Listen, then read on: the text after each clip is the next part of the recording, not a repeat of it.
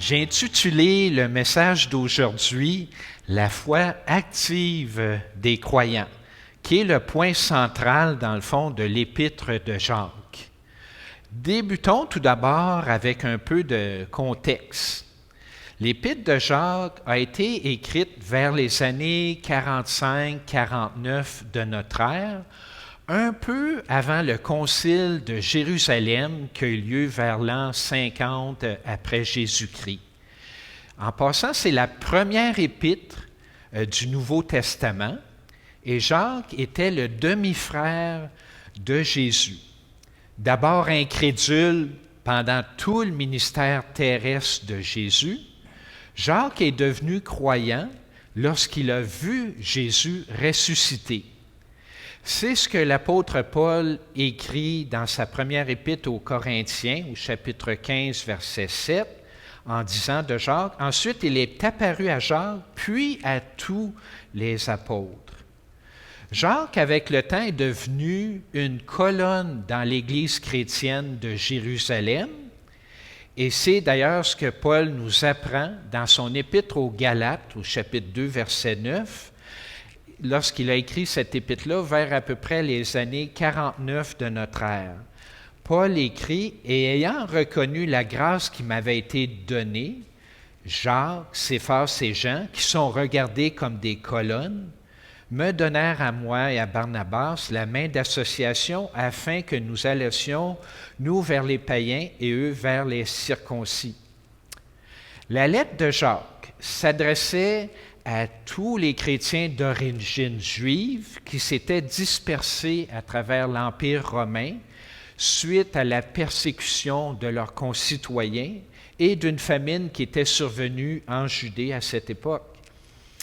La tradition rapporte que les Juifs chrétiens lui vouaient une estime considérable, le surnommant le Juste pour le différencier des autres Jacques.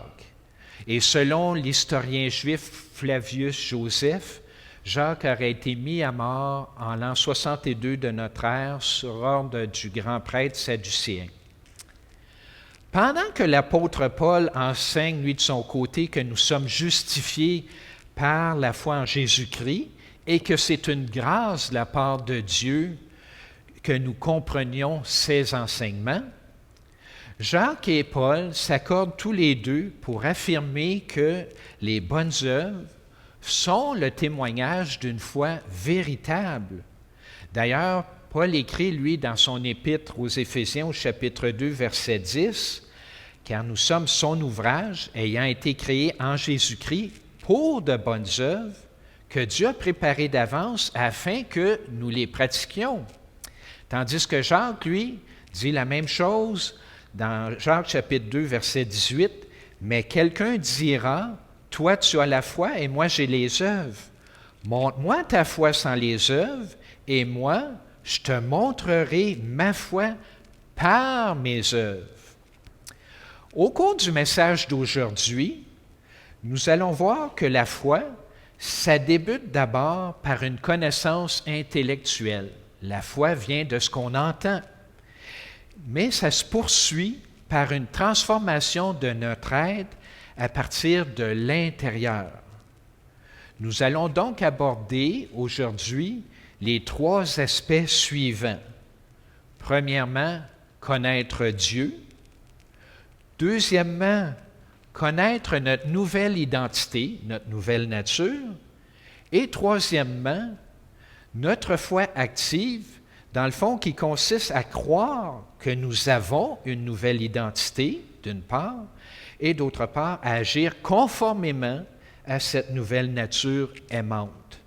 The last point, number 3, our active faith, which consists of believing we have a new identity and acting accordingly to this new loving nature.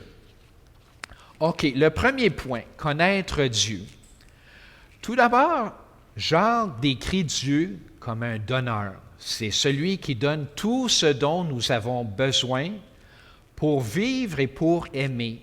Et nous, les croyants, l'Église ou le corps du Christ, Nous sommes les premiers récipiendaires de sa grâce.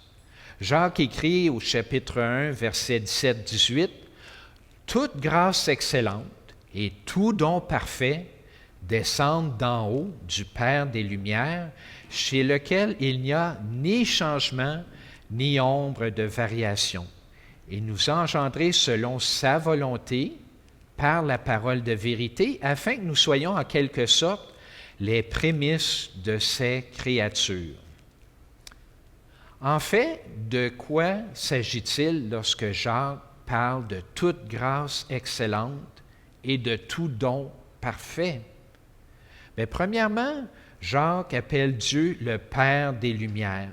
Nous qui recevons sa grâce excellente et ses dons parfaits, nous sommes ses enfants d'adoption en relation de dépendance avec notre Père qui pourvoit à tous nos besoins, à la fois physiques et spirituels.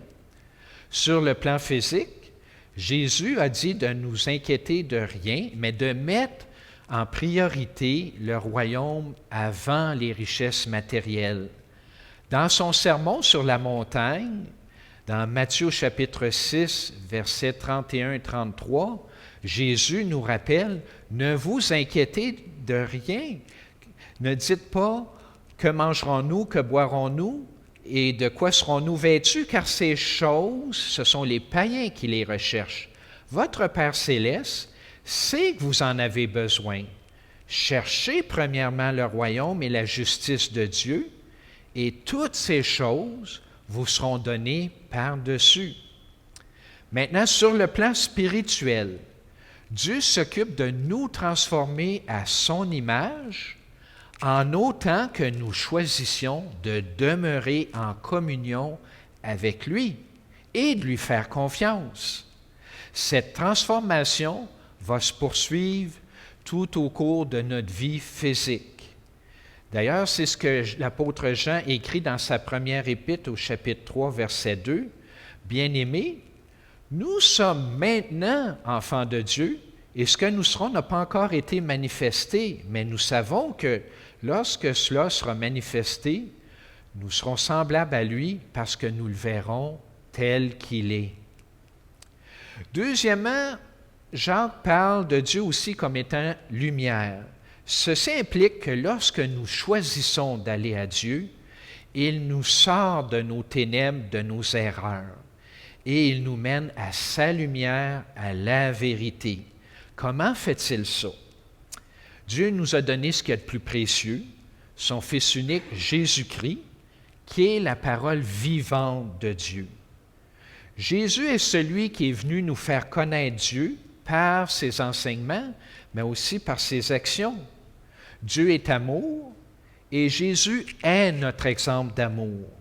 Et nous, nous venons de voir que nous serons semblables à lui. Comment Jésus était-il au cours de son ministère terrestre et donc comment sommes-nous en train de devenir? Voyons comment l'apôtre Paul décrit l'amour. Dans sa première épître aux Corinthiens, au chapitre 13, versets 4 à 8, Paul écrit en parlant de l'amour ou la charité est patiente, elle est pleine de bonté. La charité n'est point envieuse, la charité ne se vante point, elle ne s'enfle point d'orgueil, elle ne fait rien de malhonnête, elle ne cherche point son propre intérêt, elle ne s'irrite point, elle ne soupçonne pas le mal, elle ne se réjouit point de l'injustice, mais elle se réjouit de la vérité. Elle excuse tout, elle croit tout, elle espère tout, elle supporte tout. La charité ou l'amour ne périra jamais. Les prophéties prendront fin, les langues cesseront, la connaissance disparaîtra. Jésus a offert en sacrifice sa vie parfaite de communion, d'amour, d'obéissance et de confiance envers Dieu le Père pour le pardon de toutes nos fautes et de celles de l'humanité. Il est à présent notre médiateur, notre avocat, celui qui intercède auprès du Père en notre faveur. Il est pour nous. Nous sommes donc tous justifiés, non par nos propres œuvres, mais plutôt par la foi, c'est-à-dire en mettant notre confiance en Jésus-Christ, qui est notre Seigneur à qui nous obéissons. Ce n'est donc pas nous qui offrons une performance satisfaisante d'observation de lois morales à Dieu pour être sauvés, mais plutôt Dieu qui nous offre le salut par sa grâce. C'est ce que Paul écrit dans l'Épître aux Romains, chapitre 5, verset 1. « Étant donc justifiés par la foi, nous avons la paix par Dieu, c'est-à-dire nous avons la paix avec Dieu par notre Seigneur Jésus-Christ. » OK. Puisque Dieu nous considère comme justes, nous sommes en paix avec lui. Nous n'avons pas à craindre le jugement de Dieu. Toutefois, plusieurs ne connaissent pas encore cette réalité. Tous ceux et celles à qui Dieu ouvre l'intelligence pour comprendre et qui croient aussi que Jésus est le seul moyen de salut, reçoivent le Saint-Esprit qui vient habiter en eux. Le Saint-Esprit nous aide à aimer comme Jésus-Christ nous l'a montré. Et nous pouvons avoir confiance que l'œuvre de transformation qu'il a débutée en chacun d'entre nous, il va la compléter. Les autres qui n'ont pas encore été attirés par Dieu pour recevoir ses dons parfaits, Dieu va les appeler plus tard.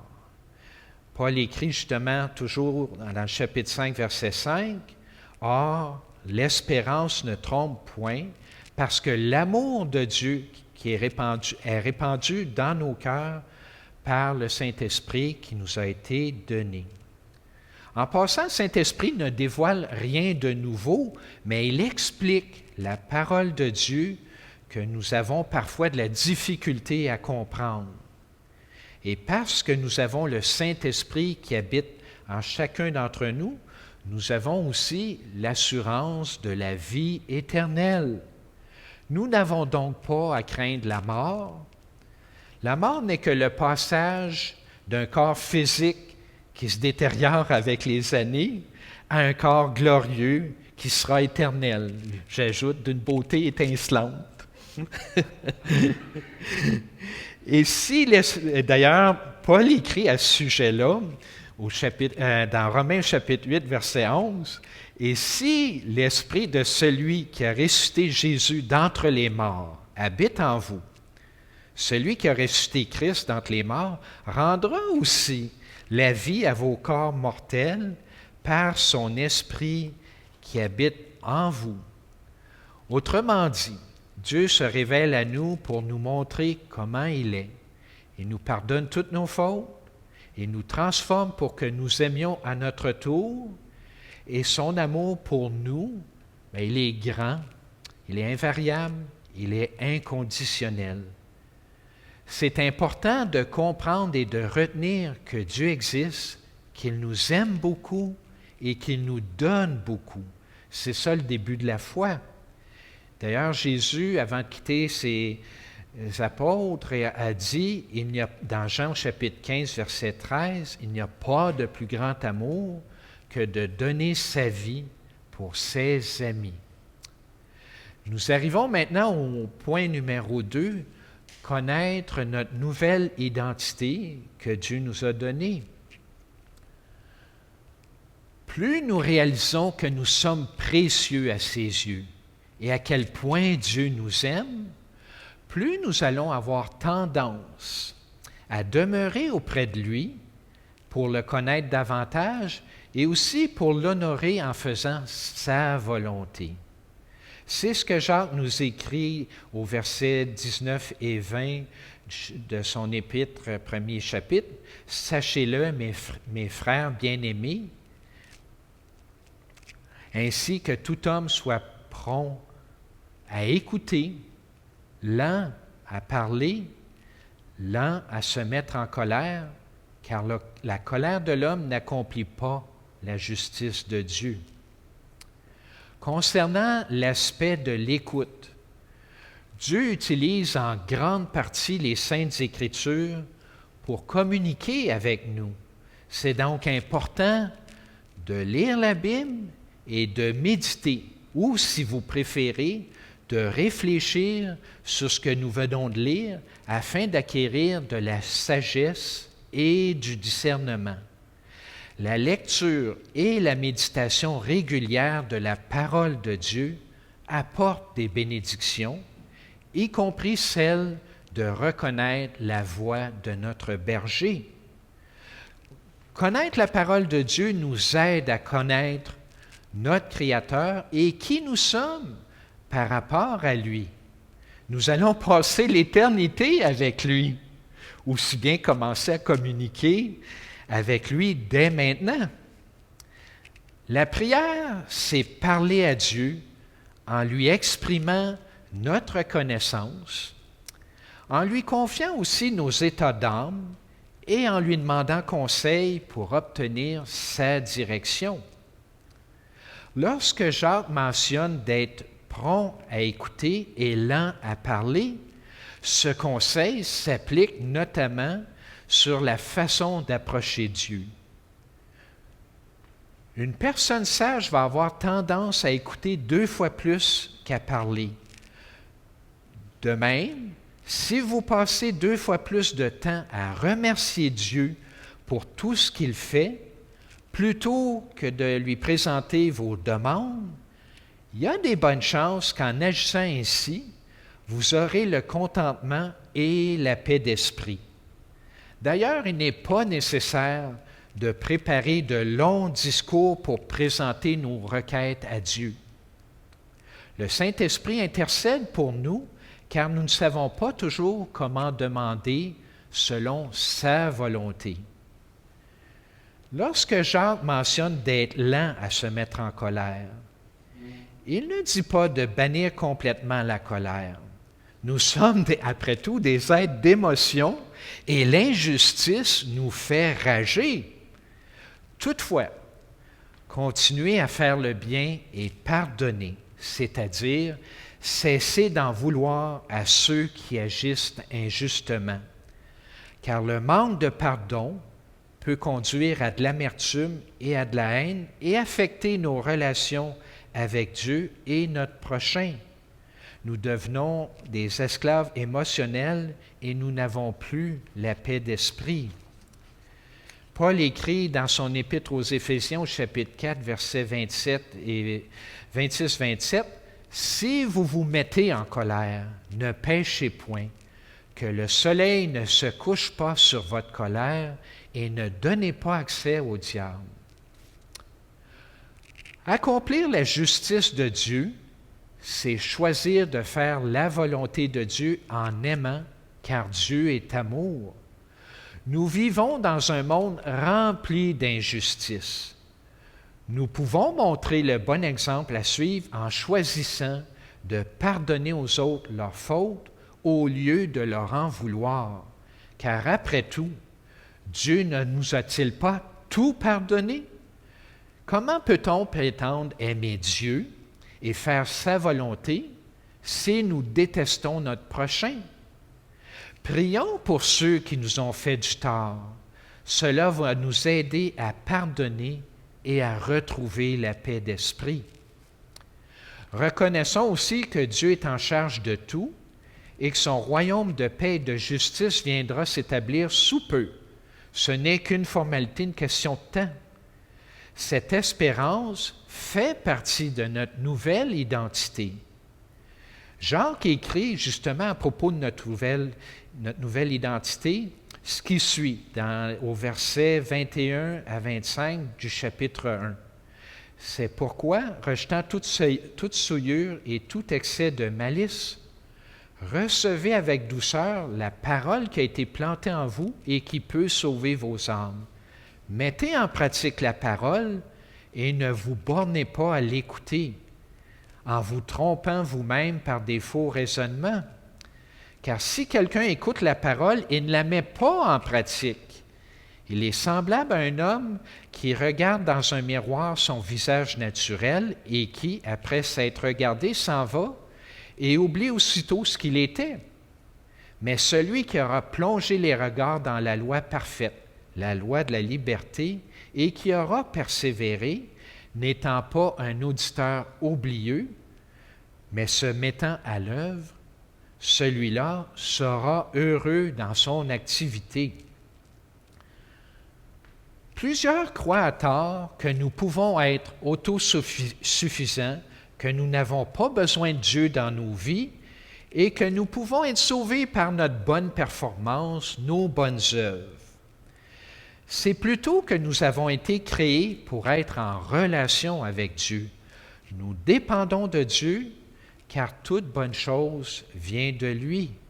Nous faisons des bonnes œuvres inspirées par Dieu parce que nous croyons que nous sommes déjà sauvés et que c'est notre nouvelle nature d'agir ainsi. En faisant des bonnes œuvres, c'est le caractère parfait de Jésus-Christ qui se développe en nous. Nous mettons l'emphase non pas sur la loi, mais sur le fruit de l'Esprit.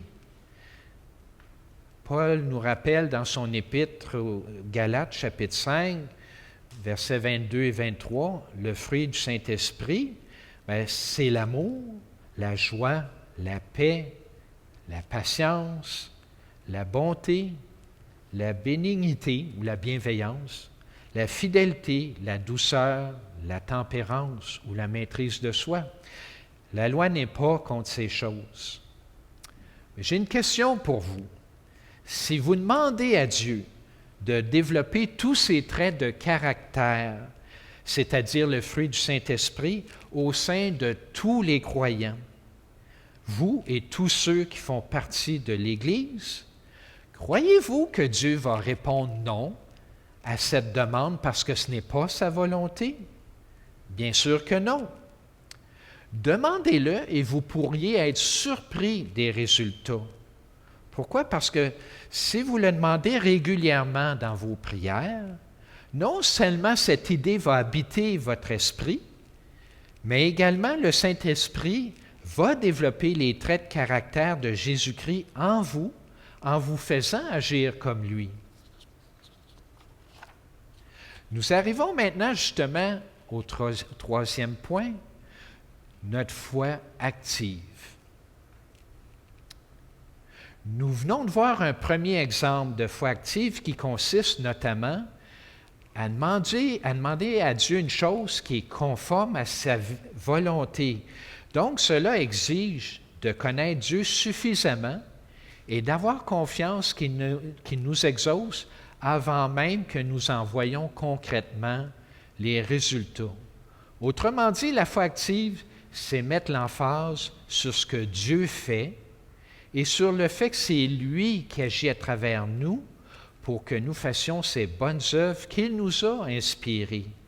Nous sommes, autrement dit, le véhicule de l'expression de son amour. Un deuxième exemple de foi active consiste à avoir des paroles encourageantes, édifiantes pour aider les autres à grandir dans l'amour de Jésus-Christ. C'est important de bien maîtriser sa langue. Autant nous pouvons encourager, autant avec la même langue, nous pouvons aussi blesser.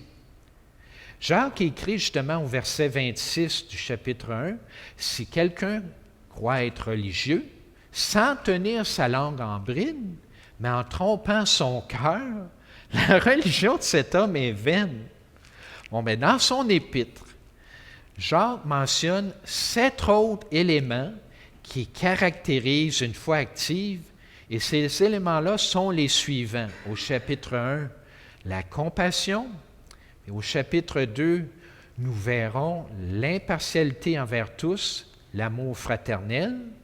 Au chapitre 3, l'abstention de querelle. Au chapitre 4, l'abstention de médisance.